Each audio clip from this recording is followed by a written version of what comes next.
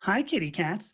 What if there were just one small shift in how that opened a world of possibility to you? Just one small shift in how you approach identity, gender, maybe gender transition, that would help you get started and provide you momentum for the rest of your life. It turns out that shift is called mindset. And whether you have a fixed mindset or a growth mindset affects what you believe about yourself and your ability to become the person you want to be. So, today, let's talk about mindset and how you can use it to unlock your potential and finally shake those people who claim you couldn't do it. Because the best evidence against those who hold you back is to leave them behind completely. All right. Let me check and see what do we got. So I see Margie, I see Genevieve, I see Ash. Hi, Ash. Shoot, the audio is already cutting out and crackling. All right, I'll switch back to my other microphone. Why I do not know, but I'm just gonna switch back because I'm finished like getting really upset. Oh, it cleared up. All right, well, who knows? It cleared up. We'll see if it gets better. Um, Let me do my opening plugs here. I'm Dr. Amethysta Herrick. I am both a scientist and a content creator. I discuss identity and gender using the scientific method. Now, you can find out much more about me and the work that I do at my website, which you can see down below there, which is purplepawclan.com. There is a page there that's just all about me. You can find the social media networks that I'm on. There's a blog page, so you can read the articles that I write, a podcast page you can listen to and watch the podcasts I record with very, very interesting people. There's also a page that you can join our Discord server and be part of the solution by being part of the discussion.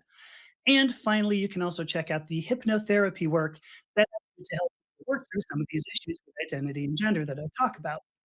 Now, if you'd like to support my work, and I can't imagine you wouldn't, you can get a subscription on my website for as little as $5 a month.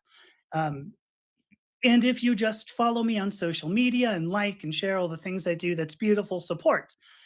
If you go to the website, you can also sign up for the free newsletter that publishes about every couple of weeks. And finally, I also love to publish other people's work on the website. So if you'd like to contribute your original work in identity and gender, you can email me using the contact page on the website, which for the last time is purplepawclan.com.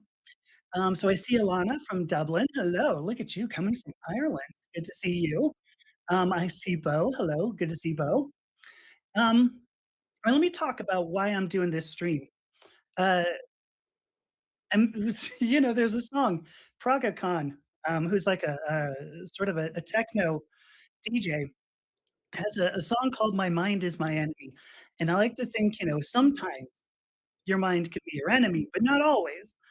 Um, as I've been reading about stigma, there's a concept that keeps coming up, and the concept is called mindset. This was originally started to be developed in the 1980s by a Professor Carol Dweck. I think at the time she was at the University of Illinois. She's now moved to Stanford, but she started working on it in the 1980s. And she started thinking about it really in terms of something called implicit theories. These are theories about how we see ourselves. And research indicated that this is very influential on our integration into a social environment. Now, it makes some sense that you'd see this in researching stigma, right? Because stigma is a phenomenon that can only occur in a group, right? It requires social environment and it requires social norms. How do I want to put this? That can be quantitatively defined. I think that's the way I'd put it. But another point from stigma is that ultimately it is perception, you may recall. Stigma doesn't it's not part of the stigmatized people. Stigma comes from another group of people who call some characteristic a stigma. And whether or not we feel that stigma depends upon how much we care about those social norms. Because maybe you don't. Oh, the audio has gone back to poor. I don't know what could have happened here. All right. Well, I'll switch over to my other mic, which is a little bummer, but we'll do it. All right, here we go. I got to move over here. One second. I'm going to change this over.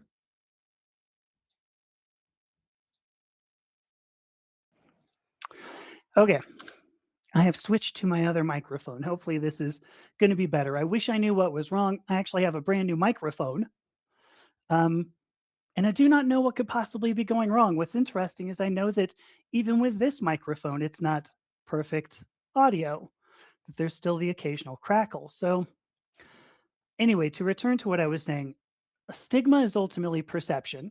And so it kind of makes a lot of sense why um, you would see mindset as part of this, because mindset is a way um, that we see ourselves. Ultimately, it defines the way we see ourselves. And specifically, ultimately, where Carol Dweck went with this is whether or not we can change ourselves. Now, there's a lot of nuance to this, obviously. There are also a lot of implications, especially in Western society. So, as per usual, I read this book. As I read this book, I was wondering to myself, well, how does this apply specifically to my work? I talk about discovering who you are and manifesting that in the world, right? I've written many theoretical articles exploring the origin and the nature of identity. And today, my practical work, clinical, what I call that clinical work, I think practical. My practical work today is doing just that, right? I help people understand that they have control over who they are. And that's even part of like these streams here. Because social norms are only that. They're just norms. They're not laws. But imagine, okay, if you do not believe that you can change in any way, ultimately all my theoretical work goes out the window. Because why bother trying to change if you can't, right? If there's no way to change, um, you're not going to bother trying to. So today, now that we've gotten here, today what we're going to talk about is what is mindset, excuse me, and what different types of mindset exist. And then we're going to look at how the two types of mindset work out just in general. So we'll look at identity, specifically gender and gender transition, through these two mindsets. Um, and then we'll finally look at how you personally can shift your mindset to get the best results for your gender transition, or honestly, for anything else that you'd like to make real in the world. So before we talk about mindset, let me check these things. Here we go. I like how Bo puts this. So my mindset is if I like it, I'm going to wear it. I think that's perfect. It's a good mindset. Go with that. What else do we have? Okay, good. The sound is better. Stigma is generally idiocy, right? You generally have somebody who says, I don't want to be I don't want to be accepting of you. I'm going to look at a characteristic and call it bad. Now it does depend at least a certain amount on on social norms. Because if you have a social norm, because the stigma is defined by social norms. So if you don't have much in the way of social norms, um, hard to get stigmatized. But so it's kind of the thing. The idiocy really comes from, a social environment trying to say, well, we know better than anybody else. And that's really where it comes from. So so let's talk about mindset. Let me give you a little bit of history. I swear it's not much. But how did this idea, this theory of mindset, how was it developed in the first place? Now, in her research, and bear in mind that Carol Dweck moved on from some of this, from some of this research about stigma. In her research, Carol Dweck found that it was common. It's very common for people to believe that talent is innate. Like you go, oh, that person's smart, that person's not. This person's a good athlete. This person's not. This person has musical talent. This person doesn't. Whatever. Angela, that's a great point. And I'm going to pull it up in one sec.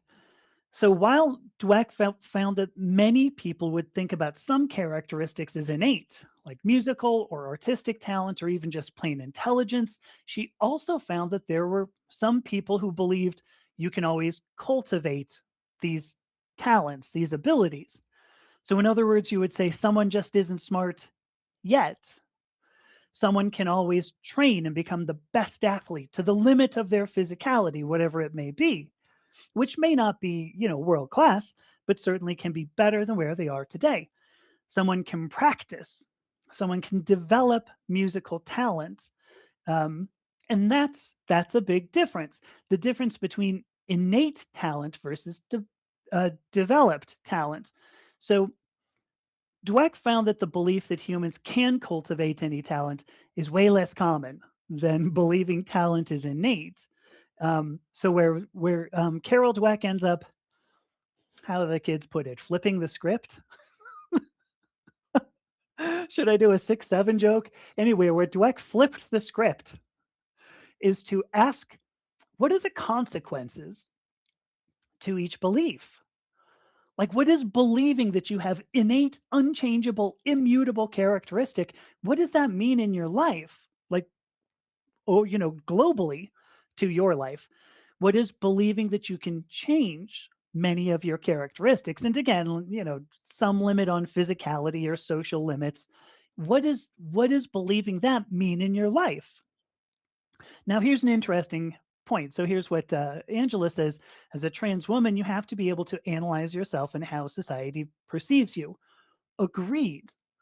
That is something that is critical, and that's why I'm talking about it. I'm going to talk about how this plays into gender because it is important how it plays into gender as well as your gender transition because it's a huge point. Um, when you look at the ability to develop certain characteristics. This is not entirely unknown. This wasn't like this big, this revolutionary thought that people went, oh my gosh, you can change things. How about that? It's not unknown, especially to science, right? I mean, I've talked probably at excruciating length about how human reproductive development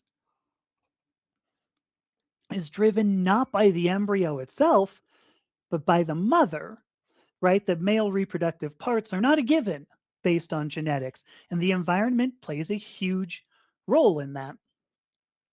We know very well how emotions and a sense of well being are based on sex hormone serum concentration, if nothing else. I talked about that on Tuesday. My own experience with a bum bottle of estrogen. We know very well that biochemistry is affected by environmental factors, like if you're hungry, if you're cold, if you're overheated, depending upon how well how good of nutrition you have, whether you have a sense of physical safety. Now that's emotional, and all of these can play into what we call epigenetics. This is where more subtle expression, gene expression, is driven by many factors, the environment, but also like your personal like human experience.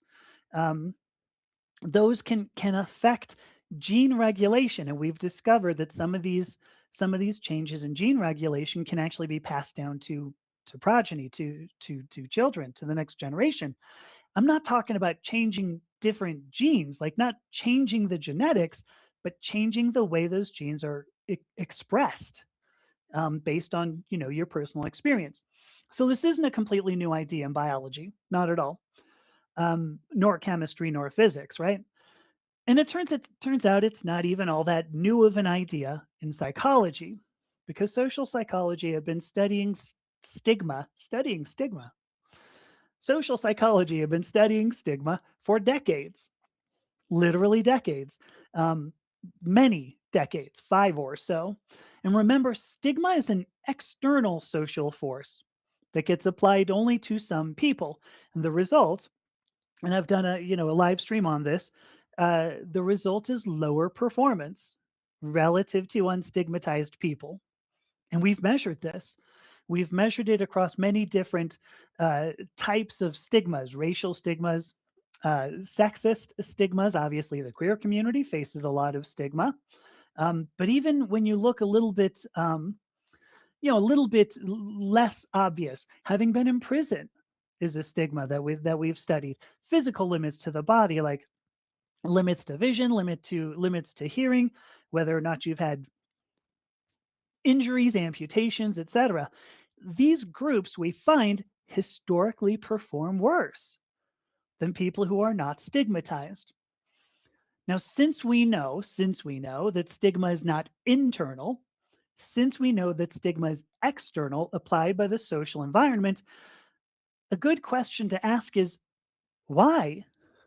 Why does stigma lead to worse performance? I've talked about a couple of things. Ego depletion by a couple of characteristics. Attributional ambiguity was one of them. Stereotype threat. Um, but why do these occur? Why do we feel these? So Dweck's work, starting in the 1980s, offers a rather simple explanation of why stigma impacts us the way it does. And she ended up realizing that it comes down to what you believe about yourself. And I did talk about this in another live stream about how you personally can move forward from stigma, at least in the queer community, is what I talked about. And I said, if you can ignore social norms, you're golden, right? If you can be immune to stigma, which that's pretty impressive, but you're free to be the person you choose to be because you don't care if somebody goes, I don't like that about you. You can go, here's me giving a crap, right? So, how do you get to the point where you can ignore social norms? Because that's a whole lot more difficult than just saying it out loud. I think it's pretty much anybody in the gender diverse community, probably right here, can attest. So, what Dweck did was develop this theory of a continuum of how we perceive our ability to change. And that continuum, the representation of that continuum, she named mindset. Now, at the two poles are very distinct and very different beliefs about yourself and your ability to change. And those two poles are called the fixed mindset, which I suppose is now on the left, and the growth mindset, which I suppose is now on the right. And this is what we're going to talk about next. So let me check. Let me check some comments here. So Margie brings up baseless claims from one person. So Margie has been marginalized. How about if I just say this? It's been much more than marginalization by the queer community. And I have an idea of why that is, and we're going to get to it. But it comes down a little bit, I believe, to mindset. So we'll see. So I'm in. Sorry. So do I do agree. So Margie says that's necessary in response to Angela, who said, as a transgender woman, you have to be able to analyze yourself and how society perceives you. But I would really say that of anybody in a social environment. It is true about the transgender community specifically, but ultimately, when you're in a social environment, you got to be able to perceive the social norms. And if you ask anybody on the autism spectrum, do people think they're kind of weird because they don't always perceive social norms, what should be good or what should be bad? Um, yeah. Anyway, point being that yes, we do have to be to perceive the things, and ultimately, it is insufficient. It's insufficient ultimately because of mindset. So we're going to get there a little bit.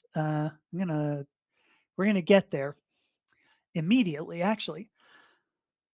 So it's worthwhile. So let me start off with a fixed mindset because the contrast between the two is very stark. Just wait until you see this.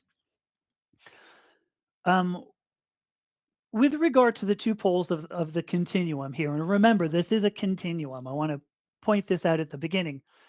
We all have certain ideas about ourselves, and the ideas we have about ourselves kind of depend on the subject. Because if the subject is physical prowess or education or musical talent, whatever, none of us is 100% one mindset 100% of the time. We're not either fixed or growth.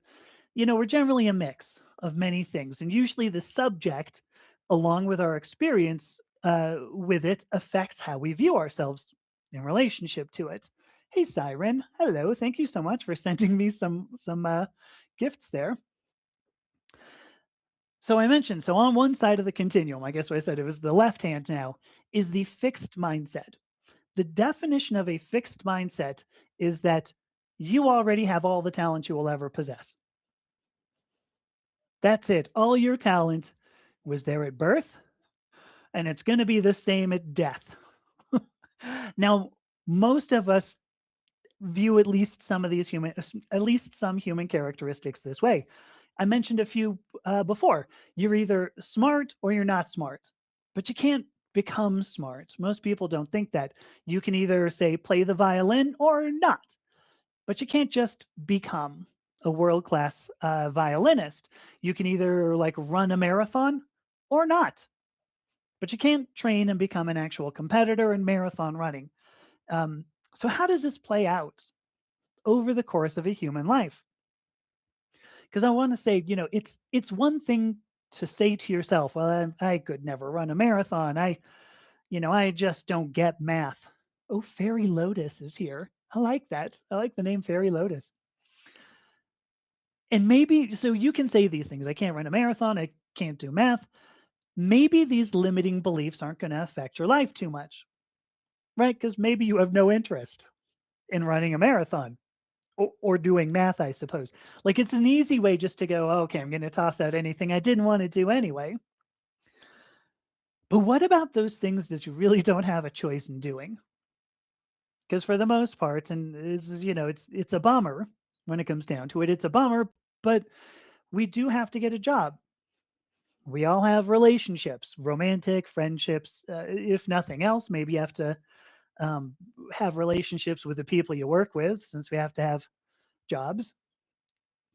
Um, there are, as my graduate advisor, John Stickney. John, if you're listening, hi. He's not listening. Anyway, as my graduate advisor, John Stickney, used to say to me, he said, there are certain things you got to do. And it's true. There are certain things we're just going to have to do. So, how does a prevailing fixed mindset change this approach? Now, here's an interesting point from Margie, by the way. Margie says that all the talent you were born with is all you will have. She says, LMFAO. My life and many careers utterly refutes that. I know there are so many people. I mean, because I can look at myself and I can go, I started off as a biologist and then a chemist and then a software developer, and now I'm doing content creation and now I write and do all the things. Yes, the more you know people who change all the time, and so the idea of saying that you only have a fixed amount of talent, fixed amount of ability sounds ridiculous to me. To me, for what it's worth, it is interesting how that's not the way a lot of people think. So how does a so let's go back to that. How does a prevailing fixed mindset change your overall approach to life? Now, Carol Dweck observed certain patterns from people who showed a distinct fixed mindset. One of them is the need to prove yourself over and over and over. You have to prove yourself. If there are deficiencies, right? Here's how she explains this. If you have deficiencies that can never be fixed, you're always going to have to go out there and go, but look at all my good qualities. Do you see how many good qualities I have? I got a lot of good qualities. And that conversely means you need to hide your failures. Because if you can never improve, you better hide all those bad qualities you have. Bad, I've got to put these in quotation fingers, to avoid being judged for them. And these two together lead to a tendency not to take any risks in life whatsoever. I mean, first of all, why take any risks? Why go through any pain whatsoever? Why try too hard at anything if you're not going to improve anyway? Why put yourself through that? Now, maybe, just maybe, you can think of people who do this. Have you ever seen people who have to keep telling you how awesome they are? Have you ever seen people who have to keep blaming others for their misfortune or their failure? Have you ever seen people who want to lean on group characteristics as opposed to personal characteristics to say, my family is amazing, my company will never fail. All the problems of the world are due to the people on the other side of the aisle.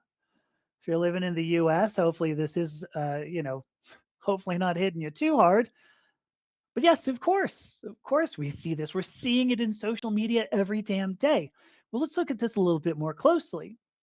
What about racism? What about sexism? Being born white, being assigned male at birth, these are innate. You don't earn those qualities, they just happen to you. And you don't change those qualities. So anyone who doesn't, this could be one thought of some people in the world. Anyone who doesn't have the qualities of being white and assigned male at birth is naturally inferior. That is 100% a fixed mindset at work there. And you knew that I was going to go here, hopefully. What about the conservative anti queer rhetoric? This says that your identity is set by the genetics you have at conception. God, at conception, we can tell not only your assigned sex at birth, but from assigned sex at birth, we can tell what your gender ought to be. And from your gender, we can definitely tell your sexuality. And all of this, from the beginning of life to the end of life, this is a consequence 100% of a fixed mindset. Now, I don't want to hack only on conservatives. Margie brought up an excellent point. Hate just within the queer community. What about gay men hating on transgender women? It keeps happening to me, and I'm not sure why. But is this queer gatekeeping because they have more innate talent at being queer? That being gay is more queer than being transgender, and as a result, like I'm failing in some way. What about transmedicalism? Is being able to afford medical care, is this an immutable talent? Of course not. But you can blank out, you know, the fact that no medicalist is born having already gotten surgery and hormone replacement therapy and what you can blank out that no trans medicalist acquired all of their medical characteristics effortlessly. This gatekeeping is once again nothing more than an example of a fixed mindset, which is that cannot and will not admit anyone who hasn't received medical care. So that's the fixed mindset.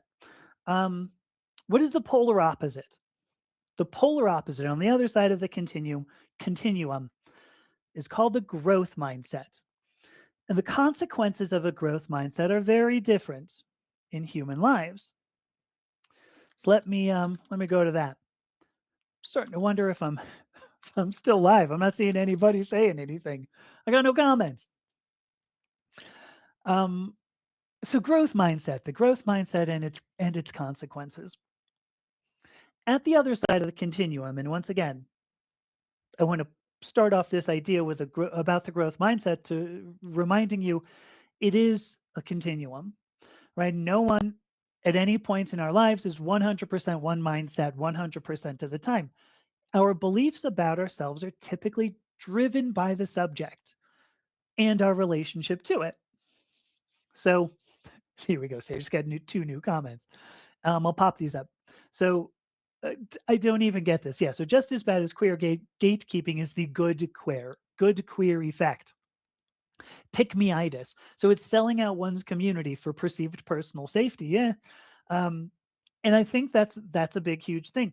I've mentioned zero sum games. That zero sum game is partly a fixed mindset that there's only so much to go around, and I think that's another aspect of it to say um, to say that for my own personal safety, I'm just going to go ahead and dump on the others. I have a question, and it's an interesting one, and I don't know exactly whether this is true or not, but I'm curious if some of the good queer stuff with the heroes of an adjustment is what they were called when you go back to like Irving Goffman, some of the original social psychology. When you look at heroes of adjustment, are some of these people like I know some of these people have to be going for my own personal safety. I'm going to put my ass out there so people look at me and I can tell them I'm totally normal. So it's a question, and it's just sort of out there that I keep thinking about. But um, oh, Kimberly Louise says she's too engrossed to comment. It's got to be the hair, right? There's nothing else, right? um, and I do. So Bo says you do not let them cut you down. Just keep growing. It would be awesome unless you have a mindset that prevents you from doing that. And that's what's so difficult, right? The opposite of a fixed mindset, finally going back to this, is a growth mindset. It's the idea that every quality can be cultivated, cultivated, given enough time, effort, and intent. A different way to say this is that where you are today, right now, at this point in time, where you are today is not an indication of where you may be a year from now. Now, many of us, some of us anyway, view at least some human characteristics this way. Usually it's the things we like, right? If you like math, if you go, I'm interested in math. I don't know why, but maybe you learn more about it and then, wow, look at you, you become smart. If you like, what were the other ones I said? Violin, playing violin or running, you're going to practice these. You're going to become better at them. So, how does this play out over the course of a human life?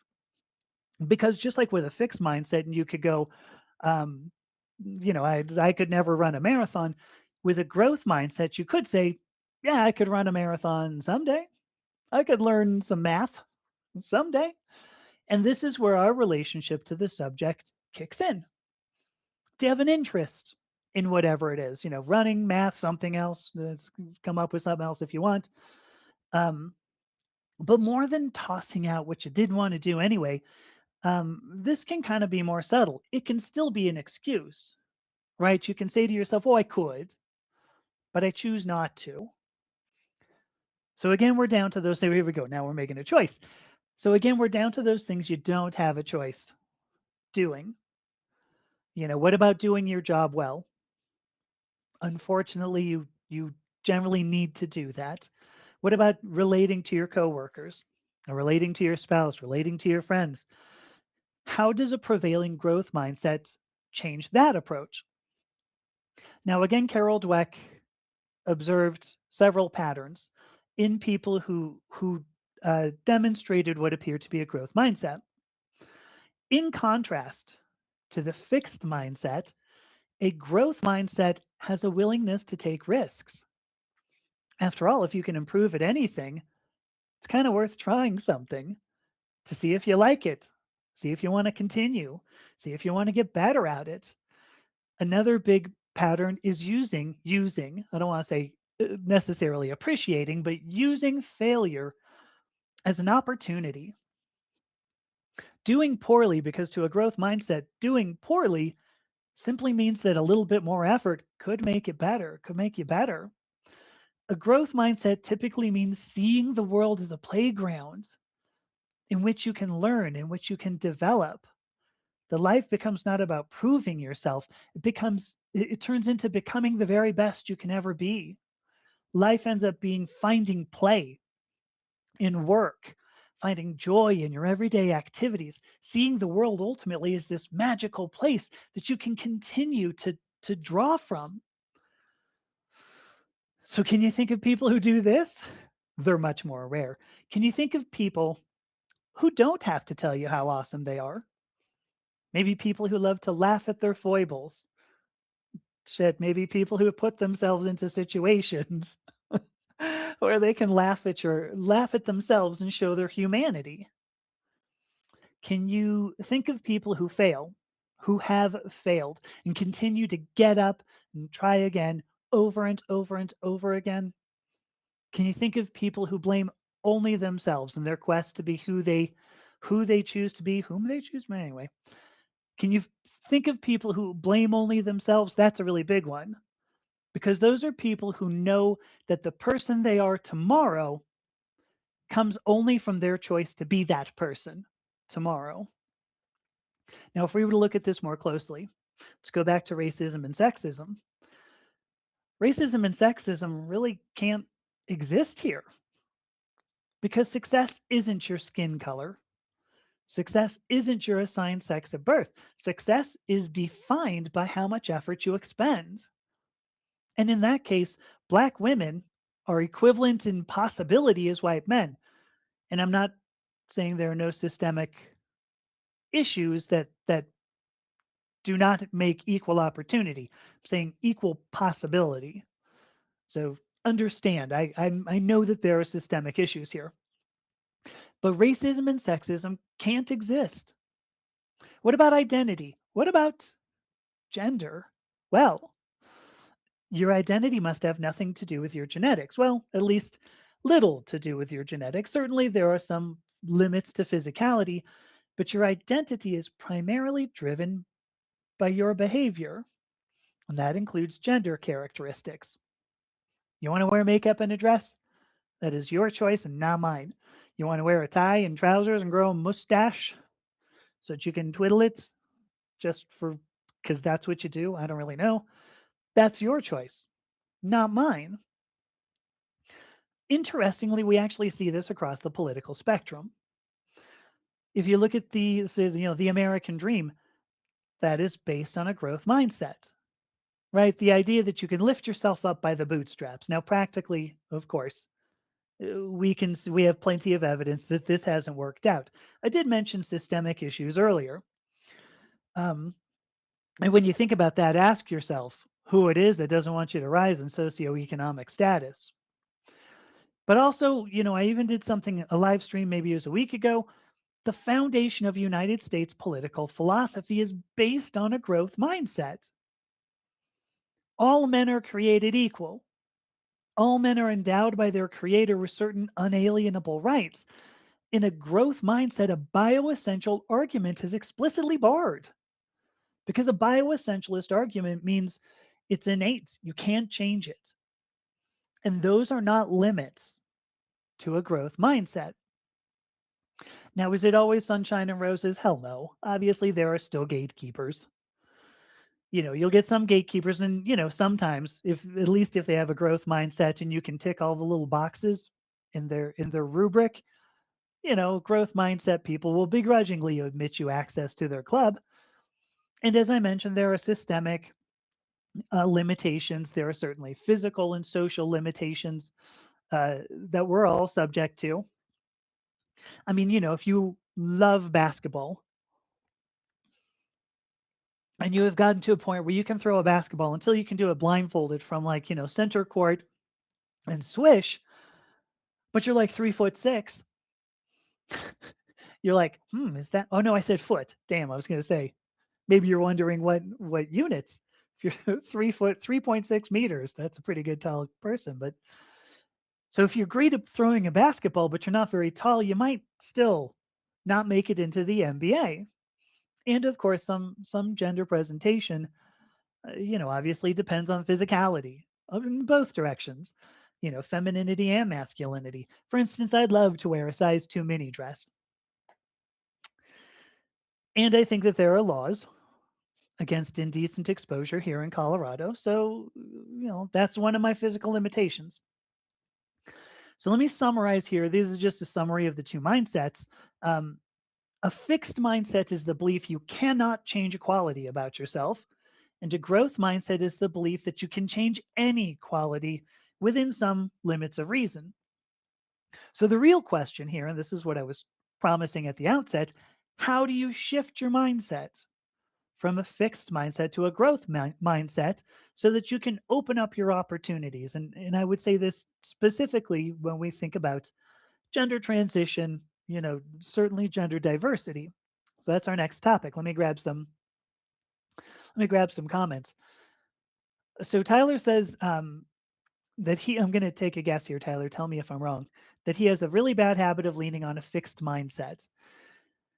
I think that's common, or historically, that's what we see, and it's exactly what you're saying, Tyler. That if it was one way in the past, it must be this way now or in the future. Now, for what it's worth, this is a fascinating tidbit. So I mentioned that I'm a hypnotherapist, right? So one of the techniques that you use in hypnosis is oftentimes you make, I don't know that I'd call it an analogy, but you can say if one thing works like this, then something else must work like this. And your subconscious, when you're in a trance state, you're like, yeah, sure, why not? So we actually can use that, right? I mean, one sec. We actually can use that. There's value in saying, okay, well, it used to be this way and it's going to be this way in the future. Predictability is a big thing, and it can certainly trip you up. So leaning on a fixed mindset is not a surprise. Um,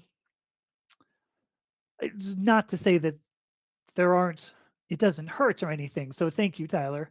Um, So Angela says she's had to have a mindset that she can change because she was dyslexic and unable to read. So this is fascinating, right? I don't know a whole ton about dyslexia. I do believe, there are there's a nervous component to this, so it's actual physical. And Angela, with hard work, changed how she's able to read, which is pretty fascinating. So good job on that, Angela. Um, and here you go. So Miranda brings up a different aspect of a growth mindset. So she learned she needed to believe she could change or just plain die. She is 23 years clean and sober this week. First of all, let me give you the heart for that. Good job, Miranda. Congratulations on that. Miranda says other people believed in her before she knew how to believe in herself. But that's a great point. If you're going to be clean and sober, I know that the 12-step process, that some people have used it, very successfully.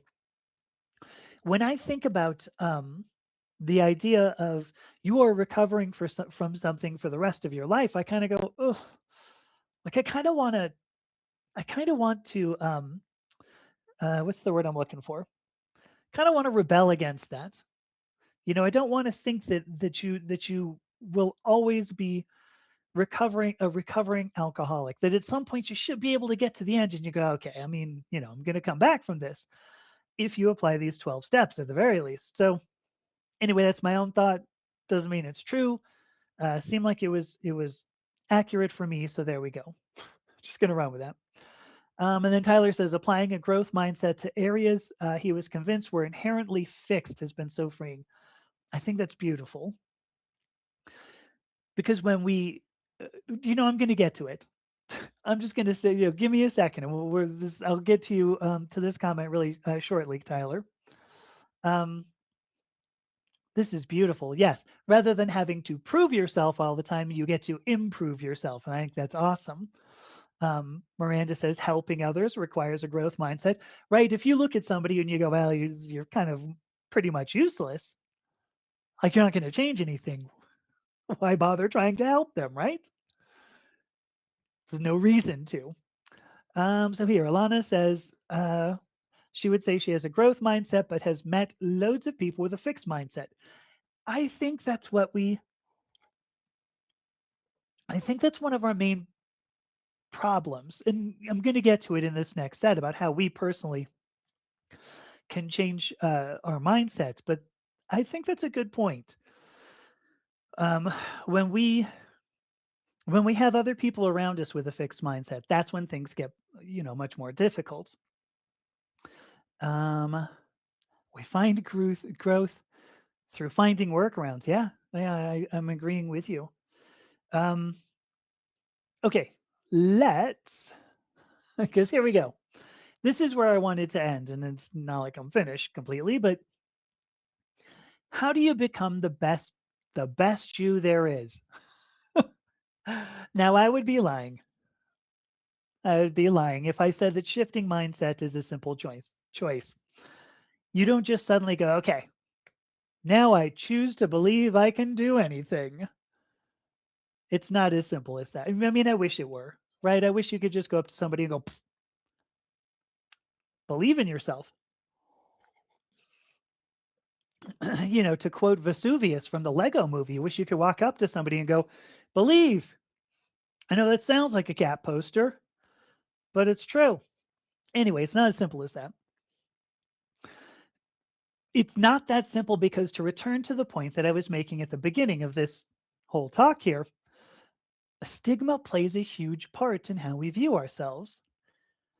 If you do not, now I got a cough, give me a sec. If you simply do not believe that, let's say you can be a runner, that belief might have come from something in childhood.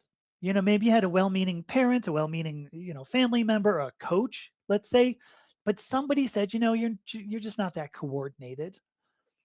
And that affected you. That gave you a stigma that made you go, oh, well, okay, I'm not cut out for these things. An interesting little, not like running is a huge part of my life now. When I was in high school, I tried out for the baseball team. Oh, I was miserable. I was just so miserable at it. But the coaches were just like, "God, you are awful. What is wrong with you?" And so later on in life, I mean, I think it was 30, no, it was 29. I think it was 29 or so, 28, 29. I just started running and it happened, completely by accident. I was out walking the dog and I'm like, woo, I'm out here in the morning. And then I went, oh crap, I have an 8 o'clock meeting. So I'm like, shit, what do I do? So I ran home and believe it or not, I went, well, that was kind of fun. That's kind of interesting. And so I did it, the next day and worked up to, for what it's worth, ultimately running a marathon. And my mindset still stayed the same. Like I remembered, so I was, I don't know, in my 30s or something. And I said to my father, I said, well, I've never exactly been very sporty. And he looked at me, he goes, what are you talking about? You just ran a marathon like a couple of years ago. And I went, I mean, yeah, once, as if that's okay. Right. Like this, I still held on to that mindset that I am useless, that I'm not going to be able to be physically, to be physically fit or whatever. Anyway, if you don't believe some of these things, they might come from other experiences where you tried, you were laughed at, somebody told you, maybe this isn't for you. The point here, though, to remember is that stigma is something that we accept. It's not something we're given, it's not something we inherit. Stigma is something we accept. We have to believe that the social norm is right and we are wrong in some way. So where I'm going with this is to say that a fixed mindset is the result of self stigma. It's what we believe about ourselves. And I started this, it's where I started off when I was talking about Carol Dweck's early work. It's stigma that affects whether we believe we're capable. And as I've mentioned before, this is where the poor performance comes from. We are too busy trying to mitigate what we think we might be doing wrong. We're so busy trying to make sure we don't look like some stereotype, or I suppose trying to make sure that we do fit into the stereotype. And maybe you remember it's that focus on other people's perception of who we are that leads directly to us not being able to receive feedback for our performance. We miss some of this critical feedback, and feedback is the only thing that leads to learning and growth. So learning, turns out Carol Dweck talks about learning a bit. And this is where I was going to go in terms of like gender, identity. Carol Dweck claims that anything, musical ability, artistic ability, it does make a difference. Anything can be taught. Now, the caveat here, you knew there would be one. The caveat here is that we have to approach it not as a monolith, good at math, good at playing the violin. We have to approach it as a series of small learnable components, which is pretty straightforward. If you've ever taught anybody, like that's pretty much what you have to do. You have to go, well, here's the first step, here's the next step, here's you build on top of it. So then where does natural ability come from? Where does this aptitude, where does that come from? It's really just an intuitive grasp of the small learnable components. Now, it's not really that talent is inborn, and some of this comes from Dweck, some of this comes from me, but it's not that talent is inborn. It's just that some people get it without it having necessarily to be broken down into components. In my own career, I think about, in software, uh, I was really good at making analogies, or I was good at seeing analogies. And so somebody would see a problem and go, oh my gosh, how do we solve this? And I'll go, oh, it's just like this other problem. And they'd look at me and go, not even close. Like, what are you even talking about? And I'm like, similar, sort of like this. Like, here are similarities, and this is similarities. And most people looked at me still and went, I have no idea what you're talking about. That's awful. I could chunk things together in ways that other people did not. Now, I don't believe that not having that intuitive grasp, not how am I saying this? If you don't have that intuitive grasp, Carol Dweck and I say that's not a barrier. It just means you're going to have to learn from your failure. And really, truly, that's about it. That's that's what it takes from to learn. But you have to turn these things into small, learnable components. That's the important point. So, how does this apply to gender transition? Boy, it took me 51 minutes to get here, but we're here. You do not have to believe right now that you're going to change into Barbie overnight, or Ken. If that's if you'd rather be Ken, you don't have to believe that you're going to turn into some ideal overnight. You do have to think about what changing into Barbie means or changing into Ken. What does that mean? What small learnable components exist in any gender presentation? Maybe that's style of clothes. Maybe that's makeup. Maybe that's spending time in the gym. Maybe that's working on your voice or your pose or your gait. And each of those smaller components that I just mentioned can be broken down entirely.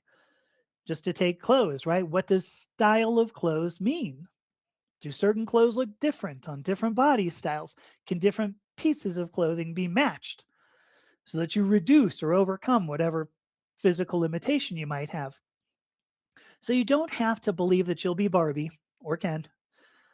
You don't have to believe you're going to be your ideal immediately, but you do have to see every incremental change as one step closer to the ideal. That's your change in mindset.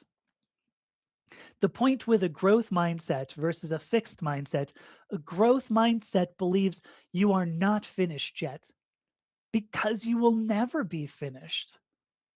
Because every step is simply growth. Who you are today is no indication of whom you will be in the future. I've got a couple more points I want to make. Oh, yeah, I'm almost finished here. Couple more points, but let me check some of these comments. So as long as you see, so Miranda makes an excellent point. As long as things are working for you, a fixed mindset can work out. Yeah, it's when things start going south. This is where you see fixed people with a fixed mindset start to blame other people. Or they just go, I can't do these things, right? I just can't do it. Or you go, well, it's from the Biden administration. Not that I've heard that recently. I'm just, somebody somewhere might use that someday. Who knows? Um, yes, as long as you can do things, the fixed mindset's fine. Because you go, look, I've got talent. That's proof. Actually, you go, gosh, I can do this. I've got talent. The problem is when you go, oh shoot, that didn't work, right? Because let's say you get up the first time you step up to bat. I don't know, for some reason this one came to me. First time you step up to bat, you hit a home run. You're like, oh my gosh, I've got this baseball thing down. I don't even have to practice. I don't know, how do you make a sound there? Anyway, I've got this down. And then the next time you get up to bat, you go, oops, shit, I struck out in three. That's a bummer. Now you have to question that. It's that ability to question it. That's when it goes, that's when it's a different story. Um, there's a song by Paul Brady. Here's Margie. There's a song by Paul Brady called The World is What You Make It. The best thing about this song is it sounds exactly like he sings. The world is watching naked, baby. I just want you to know I am not naked from the waist down. Some of you may have wondered, do I do these, wearing something below my waist? And I do. Now you, on the other hand, you may be naked, and if you are, yeah, go. Woo! Um, Here you go. This is a great one. Angela says she had a fixed mindset that she danced like a man, and so she would not dance. Last New Year, she changed after asking her friends if that was true. They said she dances like a woman, so now she dances. What would be interesting? Have you ever taken video footage of yourself, Angela? Like, I wonder what you would think if if you saw yourself dancing, and you have to make sure that, you let yourself go, because that's hard. I've tried filming myself dancing, and I'm like, "Ooh." Um, but I'm curious what you would think, because it isn't just your friends who can tell you whether that's true. I'm curious what you would think. Ooh, this is a great point too. Alana says that journaling is a great way to work through and find out who we are and where we need to grow and move to. Yes, I agree wholeheartedly. I think journaling is huge. I've also mentioned divination. Divination and journaling to me are sort of a little bit similar. So, all right. Let me go to this thing here. Carol Dweck points out the importance of a couple of learning tools. For some reason, I felt like I needed to take a sip there. It just seemed like the right time. Critical analysis, as I think it was Angela earlier said, critical analysis is one of them. It's the ability to look at what you've done and determine how you did it. Now, I know very well, I've done live streams on this. When you are facing stigma, that ability is blunted. And remember that every small step forward is still a step forward. Did you do better this time? Perfect. What if you didn't? That's what the other tool is. The other tool is being able to make a plan of sorts. What are you going to work on now? When you look at yourself with a critical eye, what are you going to do with the new knowledge you gained by looking at yourself? It's the ability to take every small step forward and not just make it a small step forward, but turn it into lifelong growth. This is ultimately a belief that you will be different, better, let's say, although, that's very subjective. It's the belief that you will be different a year from now than you are today. Now, here's an important point. It turns out these two learning tools have to be developed, right?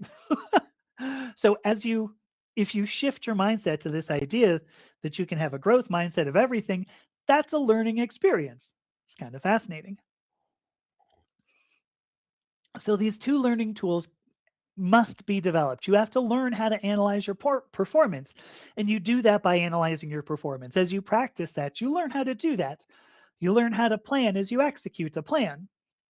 To a certain extent, this is project management, project planning. And of course, there are people out there willing to help you learn these tools. I mean, I mentioned at the beginning, I'm one of these people, right? I offer services in figuring out where you're going, and then I can help you plan out those small steps that continue to lead you forward. The point is that these are also skills that you can develop because that's all I did. So, what's the result? Ultimately, what is the result of shifting your mindset? The first and probably most important is that you can get started. If you're thinking about this in terms of gender transition, you can think about what you want to change. You can think about how you're going to get there. You can make, whether concrete or not, you can make goals and start taking steps to achieve them. The result of getting started is that you move forward and you continue to move forward. You move forward consistently. You can see change every day. Well, maybe not every day, but you can see change occurring because you're making changes. There's an adage, the one of the cheap management adages, nothing succeeds like success. Right? I saw this. There was a software development team that I managed at one point, and I came in and they were just dismal. It was, oh my god, we're awful. And then we had one good sprint, like one good set of functionality that went out there, and they went, oh, maybe we're not entirely dismal.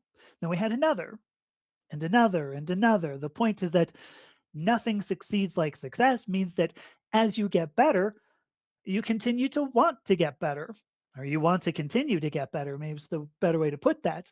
Forward momentum is energizing, absolutely energizing. So, the grand sum, if you can do this, the grand sum of a shift in mindset, the grand sum of beginning to make these small learnable changes to yourself, the grand sum is happiness. The grand sum is realizing you're living your life on your terms. Are you going to come up a bit against setbacks? I would be lying if I told you you weren't. Maybe you'll find people who don't want you to change, almost certainly. You'll find people who don't want you to change. Maybe you'll find, almost certainly, you'll find people who say you can't change. And maybe you personally are going to find that you have physical or emotional or social limits to what you can change. But the thing is, you will change something. And the ability to change anything is is the key to your satisfaction as a human. Knowing that you have changed, have made any change whatsoever is the best evidence against those who say you shouldn't or can't. Knowing that you can change, knowing that you changed at all, is the best evidence that no limit needs to stop you. And that, ultimately, is you living as the best you there is. Now, guess what? I know you can do it because personally, I worked very hard on this growth mindset. So the next step is up to you to prove that to yourself, to shift your mindset and to start to do everything that you always wanted to do. That was all I had to talk about today. I certainly didn't think it was going to take an hour, but here we are. Um,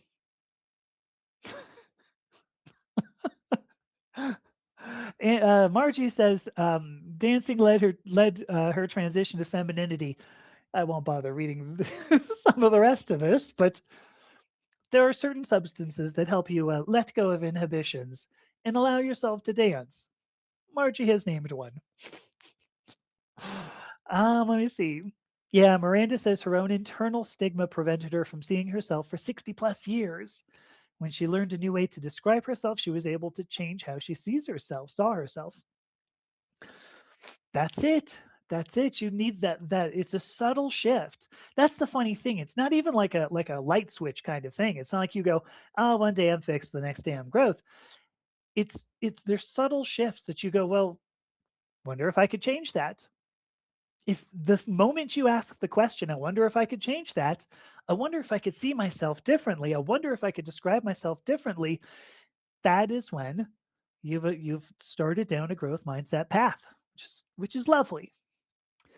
Um, I agree with you, Alana. Alana says, I think we need to understand our limits so we have a foundation and then we can develop methods to develop workarounds to those limits. Totally true. Yes, totally true. Um, Understanding our limits, it's a hard thing because what I want to say is that oftentimes we'll set those limits ourselves. I even did it in this. It just struck me, right? I said, I wish I could wear a size 2 mini dress, but I can't. That's what I said. Could I lose enough weight to wear a size 2 mini dress? Frankly, I don't know. And I think that's the point. I don't know. So it's important. So I'm with you, Alana. The thing is that we have to understand our limits. I already gave myself one. And that's important that we go, let's understand what our limits are, but we can only do that by trying, by critical analysis. So it's a great point. I do agree. There are limits, and we're going to have to, you have to find them, but it's important that that you do it in a way that you understand them, not set them yourself. So thank you, Alana. Good point. See, this is it. Margie says she heard of someone on the first hole of their first golf lesson, they got a hole in one. And so they just quit golfing. I'm done. I'm all finished. Right? I did my swan song. I have no reason to do anything else. I think that's common. Not that common, but I think that happens. People go, "Hey, I did fine the first time out. I'm going to do it again." Let me see. Angela says she developed over time from wearing full makeup to go out to now she doesn't need any to be feminine. There you go. That's a shift in your perception of yourself. I think that's awesome. Wait, Margie says she used to live 2 blocks from Katie Lang. There were like a couple of his like the Bee Gees too. I don't know how you managed to live in all these places where There were musicians. I did like Katie Lang. Oh, incidentally, so Alana says Katie Lang was so Alana, maybe Alana is Scottish, so her father was Irish. They never met. She's met her half sisters. I didn't know that. I thought Katie Lang was born in like Tennessee or something. Isn't that true? I don't know. She's a country singer, but I think maybe they came out as non-binary. I don't remember. Um, all right. Angela says she realized 2 years ago that her voice was a problem. Right. So now she changed her voice. Great deal of practice and analysis. Yeah, analysis. Ooh, that can go overboard, right? Boy, I did a bunch of spectral analysis as I was talking. That may have been a little bit too much, but there you go.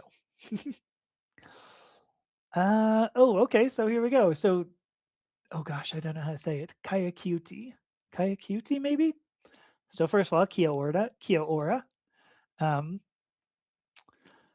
Miranda says she learned that by changing her description of the world around her, even she could change how she sees the world. Very empowering. That's amazing. That's really amazing. Kimberly says, thank you. She's at work. Can't comment much, but have enjoyed listening. Thank you, Kimberly. That means so much to me. Thank you. Uh, an ASMR channel. It's funny. I've had some people say, you know what you need to do is some ASMR. And I don't know why, but people who have heard my hypnosis voice, as I say, now just allow yourself to slip deeper and deeper into the trance state. People have said you need to do ASMR, which I don't know. Does that mean like I have to, do you step on things? Would I be able to step on like a lemon or something? What was, sit on a cheesecake or something?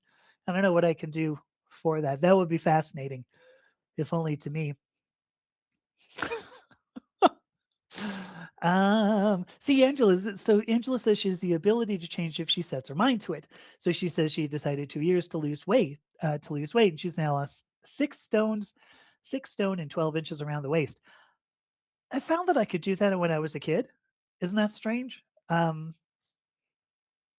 Isn't that I don't know why, but when I was younger, I could do that. You I should probably lose some weight. Now I don't seem to be able to do that. It's a weird thing, but oh, did I get the wrong KD? One of us got the wrong KD, but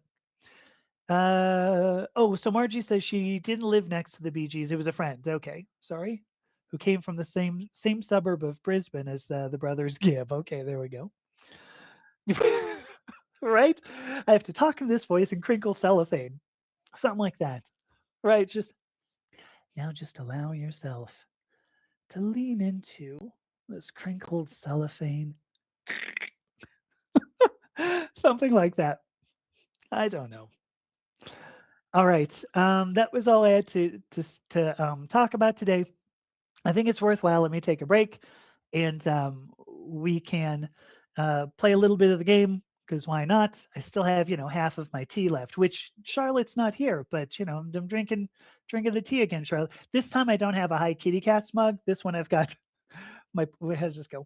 My personal logo and then the purple paw logo. Not like you can't see that directly behind me anyway, but I'm gonna end up wearing this one too. So anyway, still have half a tea left, which is chamomile and honey and lemon. So I'm going to take a quick break. It's 5 minutes. I guess it's not that quick, but I'm going to take a 5 minute break and then we can come back and we'll play a little bit of the game. And, we'll get about 45 minutes in, call it a night. So let me go to my thing here. All right. I will see you in 5 minutes.